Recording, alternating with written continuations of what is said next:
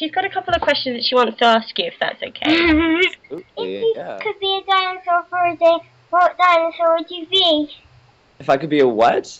A dinosaur. Oh, a dinosaur. Like what type of dinosaur? If you could be a dinosaur for a day, what dinosaur would you be? That's a loaded question. I love dinosaurs, so um, well, I think the easy answer for me for a while would have been Velociraptor, but after the recent thing of them being like the size of a turkey, that kind of it's a little bit. It's like it ruined my childhood. The whole Jurassic Park thing. Now they're like this big. But yeah, I'll have to say pterodactyl because Petrie in Land Before Time was my favorite character in that movie. So We love Petrie, don't we? who Can I doesn't? have a new question? Yeah, absolutely. Okay, ready? Yeah. You know how to surf? Do you know how to surf? I just went to Fino, which is like this surfing town over here where I live in Vancouver, and I did not attempt it. I don't know how to surf, but I really would love to at least attempt to learn. I don't know how good I'd be, but I'd like to try. Yeah. Well, maybe the surfing dogs could help you. Surfing dog. I love the surfing dog, and he could probably show me and teach me a lot of things. Last question. Do you have any pets? I do. I have a dog that I've had for 13 years. His name's Clough, Clough. He's a Yorkshire Terrier, but he is the opposite of any Yorkshire Terrier you've ever met. He's a little chubby, a little overweight. He's very grouchy. I think he takes after me. He's very standoffish with people. Awesome. Okay, I've got some questions about The Killing. Yeah, please.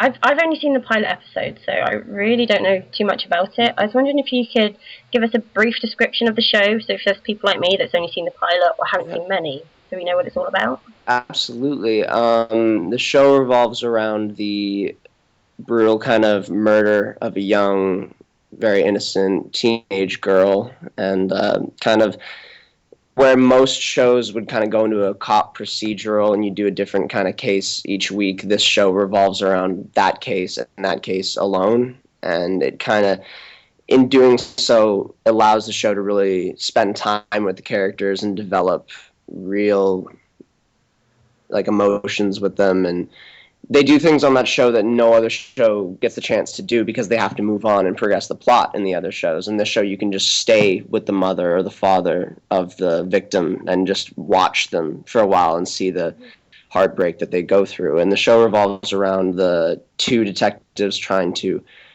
discover who killed her, and the family of the girl, who really is obviously going through hell right now, the worst you could possibly imagine.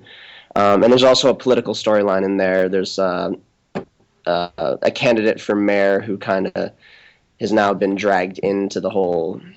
Rosie Larson is the girl's name. The whole murder case. Yeah, and so it just revolves around that. It's a really good show. It's a really sad show. It's very a lot of grief. So if you don't have it mirrors the real world. It mirrors the real world, though, doesn't it? Really, there's not so many great things going on in the world at the moment. Yeah, I think it was what was needed, and there hadn't been a show really that did that kind of thing that really stuck with the victims and showed their side of the story, not just the detectives getting the bad guy and we're all happy again. And it's like, you know what, we won't be happy again because the victim's family won't be happy again for a very long time. They don't have the ability to be. So it was really nice to see a show kind of stick with that and show what people go through. Mm-hmm. So my friend Angie, who co-runs the site with me, she's watched a few more episodes than me, and she pointed out that Jasper came across as a bit of a nasty character, and she was wondering if you could defend him. Can I defend Jasper? Yeah. I think in a lot of ways I could defend Jasper. I don't think I could defend him fully because of some of his actions were very heinous and can't be really... You couldn't defend some of his actions, but I think it all comes from a very dark place within him. I don't think he ever really got, I know this is a cliche, but I don't think he ever really got anywhere near enough love from his family. You can see that with the relationship with him and his father. I mean, they never have a scene together that's a happy scene. Right. It's always, what have you done this time? What have you messed up? So I think it kind of all stems from that, and I could defend him in that sense, but only to a certain point. Mm-hmm. Mm-hmm. So what did you like about playing the character of Jasper? Playing Jasper. I think the thing with any character on The Killing is when you are lucky enough to read the scripts for that show, every single character, no matter how big or small, is written with such depth, and it's just depth written right in there for you. It's like a summer camp for an actor. You have just the best time on that show, and it's a very depressing, sad show, but at the same time, that's a show that really you can join and really sink your teeth into and have a lot of fun on. So yeah, it was a blast playing that character. So if The Killing returns for Series 3, what direction would you like to see Jasper go? If they went for season 3, which I'm not sure if they have or not. I don't know if they know if they are yet. I would love to come back. I don't know if Jasper would come back. I don't know if he's done or not. So I don't really want to say what direction I'd like to see them take him. If I'm blessed enough to come back in that show, then that's good enough for me. I'm there for anything they want Jasper to do. If he's involved, I'm there. Fantastic.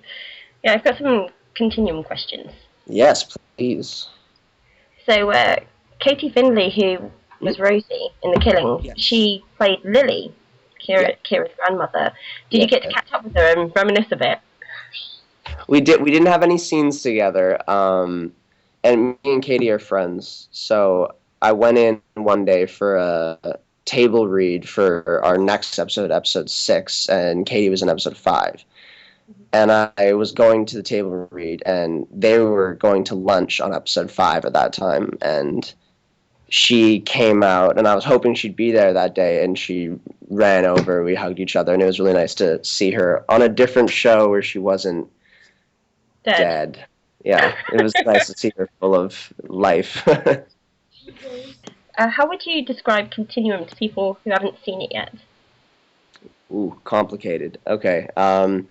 Continuum starts off in 2077, the year 2077, in Vancouver, and we follow our lead character, Kira Cameron, who is a cop in the future. They're called Protectors, and in the future there's this kind of terrorist movement that is trying to dethrone the government, and at that time, corporations, the big corporations, the banks, the oil companies, they have all taken over the government and have pretty much stripped the people of all their, not their basic freedoms, but there's no choice anymore in humanity. You get what you get, kind of thing. Everyone gets food rations. It's all like that. And Liberate, the terrorist group, is kind of trying to dethrone them and give the people back their rights. So they're caught. The leaders of Liberate are caught and are going to be executed on trial in front of everyone on TV and stuff. And then Kira senses something's going wrong, and she runs into the execution chamber, and this blast goes off because Liberate has acquired these kind of pieces to this time bomb, kind of, and they put them together, and the blast goes, and Kira gets inside it, and they all come back to 2012, when they really were only trying to go back 6 years, so you think. So they come all the way back into 2012. She's there too, and now they're all stuck there, and they can't get back to where they come from. And Kira is now stuck here, trying to not only defend us now in 2012 from them, from wreaking havoc, but also trying to stop them from changing what her future is. And in the future, she has her kid and her husband, so she has a lot to lose.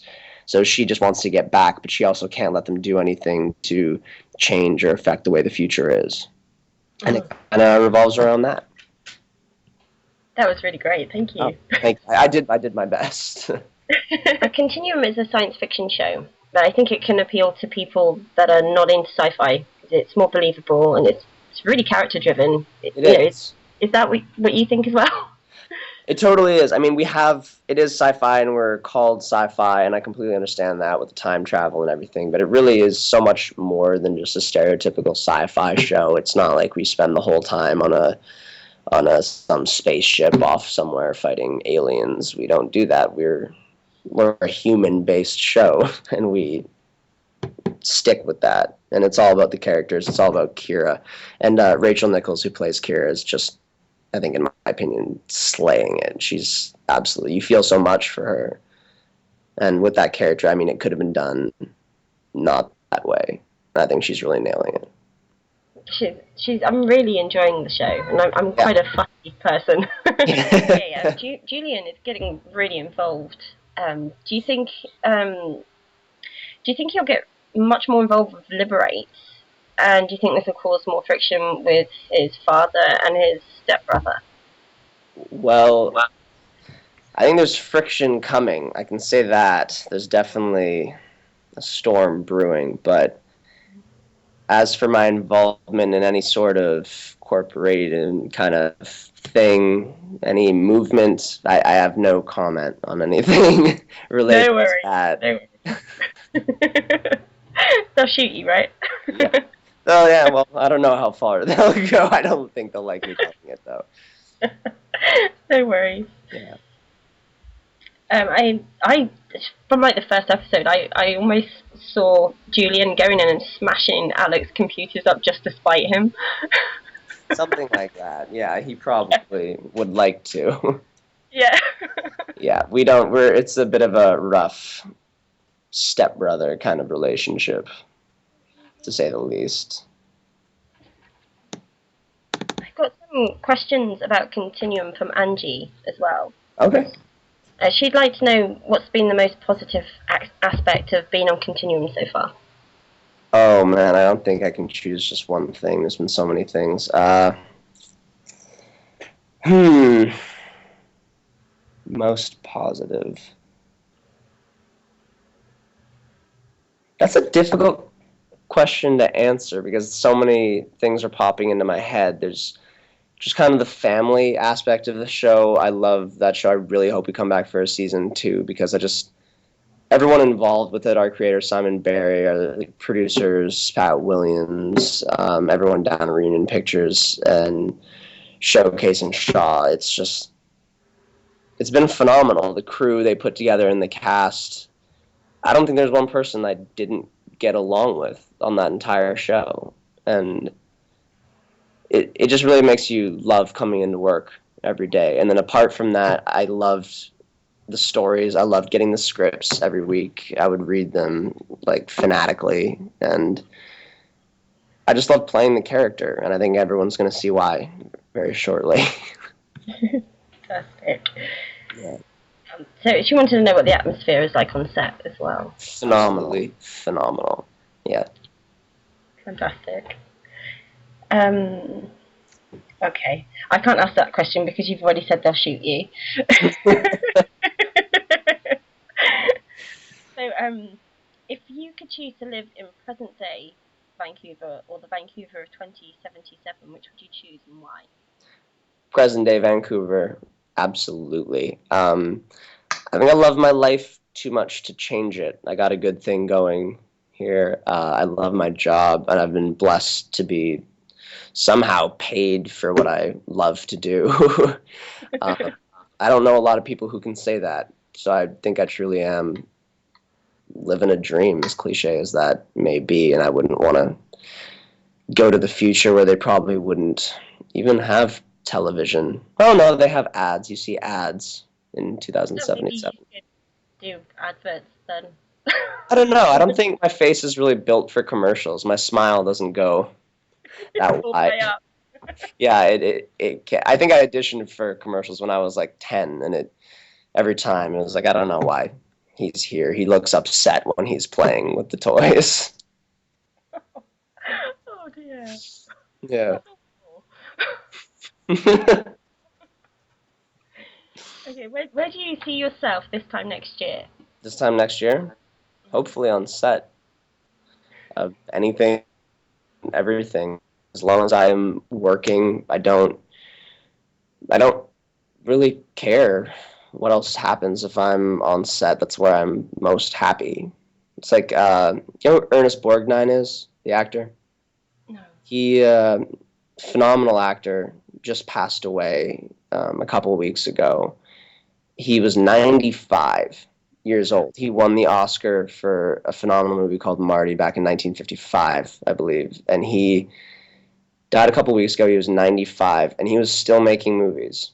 Wow. So the day he died at 95 years old, I mean, he lived the dream to me. If I could be anything like him, if I am on set around the time of my death, then I'm a very happy human being, and I've done what I should do with my life. Wow. Yeah. That's impressive, isn't it? It's amazing. And he wasn't just bit pieces. A movie I think he's going to be in is coming out, and he was the number one. He wasn't some off to the side secondary character. He was the number one lead. 95. Unbelievable. Yeah. That's love. That's love for what you do. And I have so much respect for that. Dedication as well. Unbelievable dedication. Do you have any other projects in the pipeline that you're allowed to talk about? Oh, none that I'm allowed to talk about, I don't think. Oh, well, actually. I just finished a movie that I think I can now officially say I'm in. It's called Grave Encounters 2. It's going to be a horror film. People really fell for the first one. They really loved it and were terrified of it. So it's really kind of... I wasn't in the first one. Okay. I'm only in the second one, and I think it's going to be pretty scary. It's going to be a lot of things. There's going to be a lot of funny moments throughout it. There's going to be a lot of terrifying moments, and I think it's just going to be all around a really fun movie for people to watch. Fantastic. Yeah. Well, good luck with all of that. Thank you. Oh, also, a movie called Rufus coming out soon. I don't know when it's coming out, but it should be doing the film festival circuit at some time soon, and I love that movie, and I'm really hoping it turns out really good. I can't wait to see it, so I'm kind of anxious. I'm very nervous to see how it turns out. I read, despite starting your acting career when you were very young, that you didn't grow to love your craft until you were a teenager. So what was it that changed for you to start loving acting? The family aspect of being on set, actually, is what did it. I was on set for a movie called Trick or Treat, and it was the first time that I actually got to be on set for a prolonged period of time, and I just loved being around the crew and the other cast for a while and just really settling in there and having fun. And it was the first one that really just... After that, I couldn't imagine doing anything else, and I started taking it very seriously after that. And it's amazing once you start taking something seriously. I worked like 1, maybe 2 times a year before that, and then after I just fell in love with it and started putting my heart and soul into it, the career just started to take off. And I think that really is all most people need, is a little bit of jump start of the passion, you know? Yeah. So what's been your favourite project to date? To work on? Mm-hmm. Ooh. Oh, you're putting me on the spot. That's... I love them all so much. I don't really think I could say one. I'll say a couple that are standing out in my mind right now. I did a pilot a couple years ago called The Cult, and it didn't get picked up, unfortunately. I loved that storyline, and I loved my character so much on that. It was about I won't go into it too far because people would really like to see it. Now, unfortunately, I don't think they ever will. But it was about a cult, and I played this really interesting kid who gives up everything in his life to go and join them, but he doesn't seem to be quite on the fence of believing in what they're saying, and it follows a bunch of other stuff. It was a phenomenal story, and I was very sad it didn't get picked up. That one sticks out in my mind. Caprica, because I met my girlfriend on Caprica, and it was just such a great show to work on. The Killing. Yeah, good, thank you. I was gutted that they didn't pick it up. I know, right? I was gutted. I was really upset. I made a bit of a noise on Twitter about that. Did you? I do. Didn't have Twitter back then. The Killing has done so much for my career. Like when I go into rooms now and directors are just like, "Oh yeah, I love The Killing," and I'm like, "That's phenomenal." It's just opened so many doors for me. So that Continuum, such a blast to work on. Rufus was really another dream come true with that character. Uh, Anything and everything I've been in, I owe my career to everyone who's ever thought enough of me to pay me to do what I love, and that's just such a blessing every time I step on the set.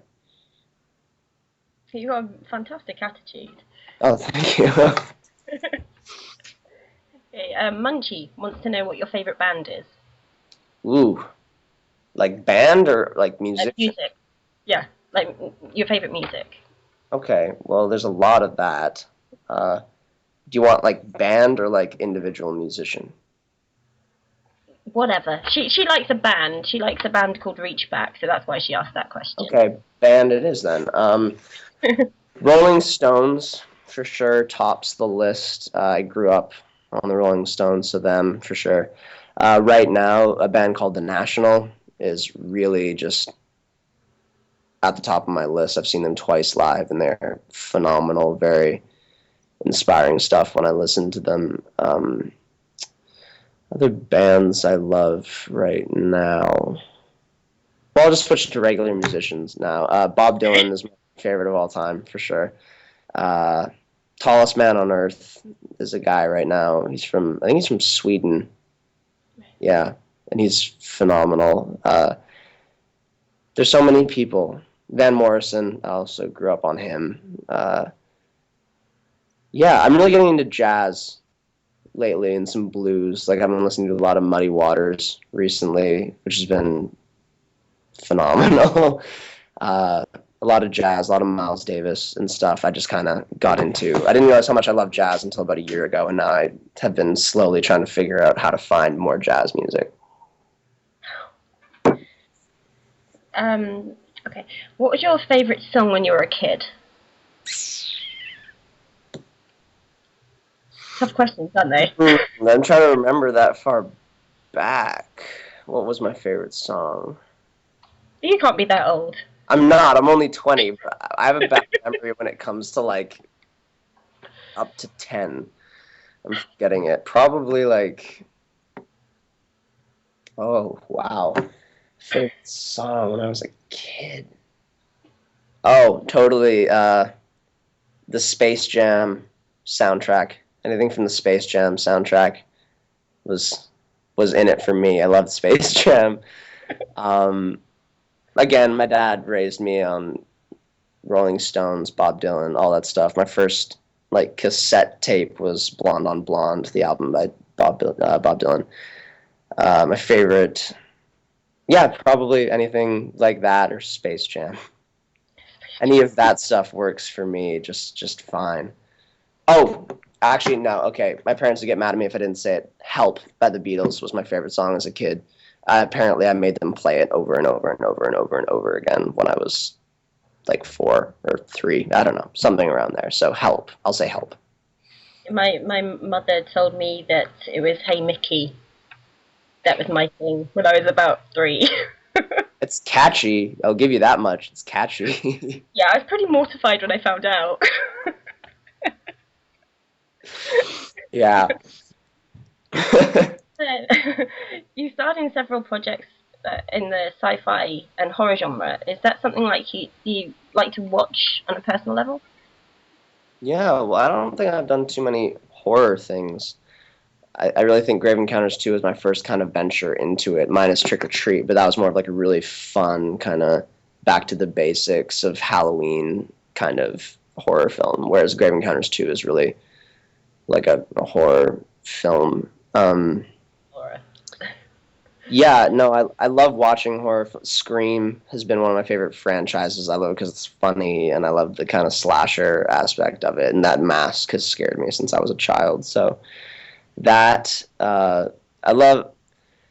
I grew up. My dad worked on Andromeda when I was growing up, so sci-fi was kind of part of my life for a while, Mm-hmm. and I didn't kind of realize how much sci-fi I'd done until about a week ago when I realized like Caprica, Continuum. There's other stuff in there that was sci-fi, and I'd like to do more of it because it's always fun. There's always so much. There's usually a lot of like weapons play and action in kind of sci-fi, so that's a very fun genre to be a part of. There's a lot more options with storylines as well with science fiction.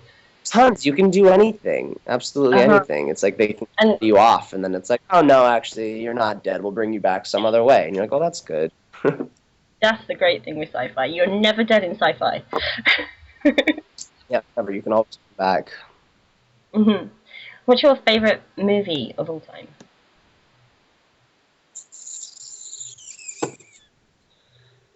There is a lot, but I think the one that sticks out of just, I think it's the closest I've ever come to watching nearly a perfect movie would be The Big Lebowski, for sure. Jeff Bridges, John Goodman, Coen Brothers directed it. I never get tired of seeing that movie. I've probably seen it like 10 times now, and I will continue to see it. Anytime it comes into town on some theater, I will go and see it. It's definitely my favorite, I think. And then the Lord of the Rings trilogy came around at that moment in my life where I needed some movie to kind of stand out, and they definitely did. They're my favorite.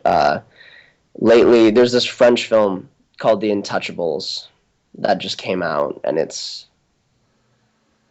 utterly phenomenal, absolutely phenomenal. Um, Other than that, there's just tons of them. Warrior, a movie last year with Tom Hardy, who I think is definitely my favorite actor right now. I don't think he can do any wrong. Him and Nick Nolte and Joel Edgerton in this movie. That's kind of about MMA fighting, which I'm not a big fan of, but the movie itself really is a lot more than that, and it was a really surprisingly beautiful movie. Do you support any charities? I think I do. I just don't remember the name of it right now. They approached me on the street, and I know I gave them something. I think it's supporting. Wow, look at me. Don't even remember what the charity is that I give money to. If you're just putting things into donation box, it's a little bit hard to remember everything, isn't it? No, but there's one that I like gave like my email address and money to continue giving money to. They haven't contacted me in a while, but I think it was to like protect young girls in Africa, I think. Because I'm a girl or something. I don't know. No, that's not it. That was a TV commercial. I don't know. It's something like that. I feel awful now for forgetting the name of it. But, Okay. Thank you so much for your time. I really, really appreciate it. Thank you. Thank you for having me. Thank you so much for having me. Thank you. Thank you so much. All right. Okay. Thank you. Bye-bye. Bye.